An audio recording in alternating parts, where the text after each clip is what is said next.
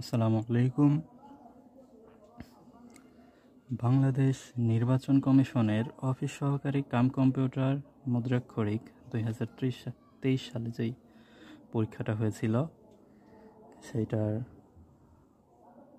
প্রশ্নের উত্তর সলভ করে দেওয়ার চেষ্টা করব এখন আমি ইনশাআল্লাহ। এখানে প্রথম প্রশ্ন আসছিল null and void এর বাংলা পরিভাষা কোনটি? null and void এর বাংলা প্রতিশব্দ হলো বাতিল। এখানে 1 নম্বরে আছে বাতিল। শুদ্ধ বাক্য কোনটি? শুদ্ধ বাক্য হলো এখানে খ নম্বর দেখেন, দীনতা প্রশংসনীয় নয়। দীনতা হইল একটা শব্দ যার অর্থ অভাব, তো দীনতা প্রশংসনীয় নয়, এটা কারো কাছেই প্রশংসনীয় হবে না। এরপর 3 নম্বরে আছে নিত্য স্ত্রীবাচক শব্দ কোনটি? নিত্য স্ত্রীবাচক শব্দ হলো কুলটা। এখানে ঘ নম্বরের উত্তর আছে কুলটা।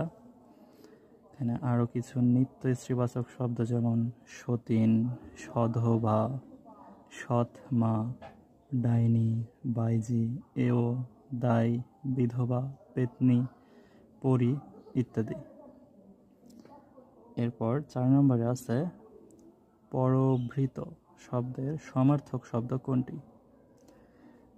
পরভৃত শব্দের সমার্থক শব্দ হলো 4-এর ক নাম্বার পিকো।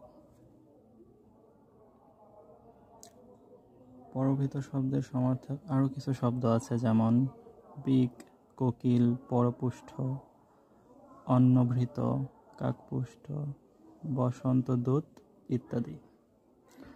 খাঁটি বাংলা উপসর্গ কয়টি? আমরা সবাই জানি খাঁটি বাংলা উপসর্গ মোট 21টি। এর মধ্যে 21টি যদি আমরা